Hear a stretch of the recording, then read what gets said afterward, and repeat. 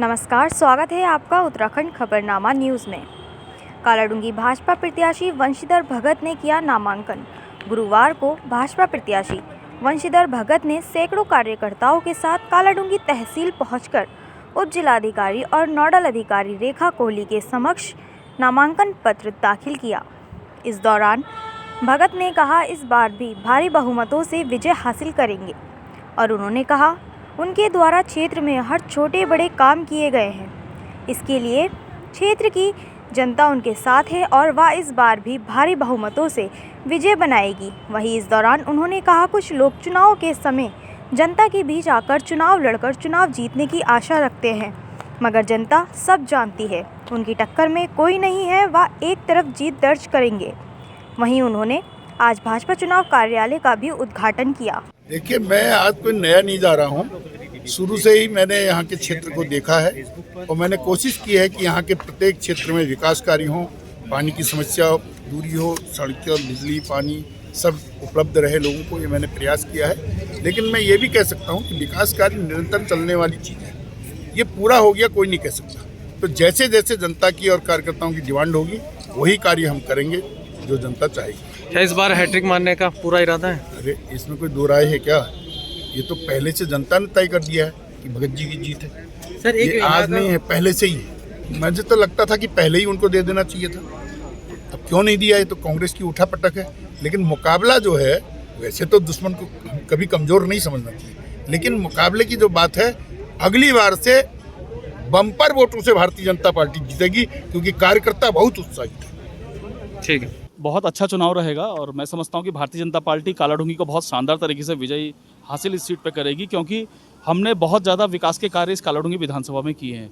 जो हमारी सरकार है उसने कालाडूंगी के अंदर पुल बनाया, बेलपड़ाव में पुल बनाया, देचौरी में पुल बनाया, भदुनी के रास्ते पे पुल बनाया है, रानीबाग में एक पुल बनाया है। इस तरह 5 बड़े पुल करीब 2.25 करोड़ की लागत से हमने बनाए हैं और 20 बड़ी पेयजल योजनाएं इस क्षेत्र के अंदर स्वीकृत हुई हैं, जिसमें आपके कालाडूंगी के अंदर भी आपने देखा होगा 9 करोड़ की एक पेयजल योजना यहाँ हमने स्वीकृत कराई थी।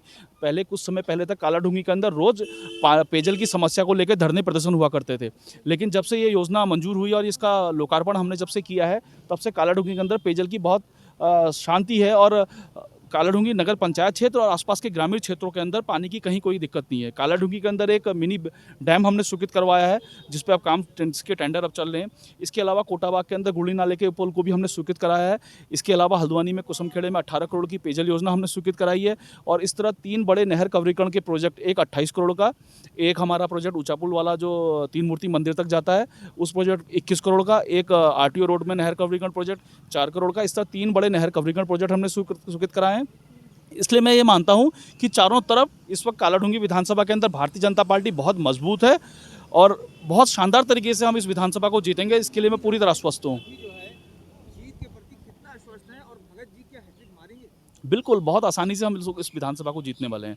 हम लोगों ने पिछले 5 साल से लगातार जनता के बीच में जाके काम किया है। हम कोई चुनाव लड़ने के लिए काम नहीं कर रहे थे कि हम 2 महीने पहले आए, अचानक हमने कंबल बांटे या हमने दूसरे संसाधनों का प्रयोग किया और जनता को अपनी तरफ करने का पक्ष किया। हमने कोविड काल में 103 दिन मैंने स्वतः जनता के बीच में रहकर लोगों की राशन की ज़रूरत जहाँ जहाँ थी मैंने बस्तियों में जाके गरीब लोगों के बीच में जाके, चाहे कोई विधानसभा हो, नैनीताल विधानसभा, कालाडूंगी विधानसभा, हल्द्वानी विधानसभा, गदरपुर, रुद्रपुर, किसी भी विधानसभा जहाँ से मुझे आई मैंने लोगों के बीच में जाकर काम किया।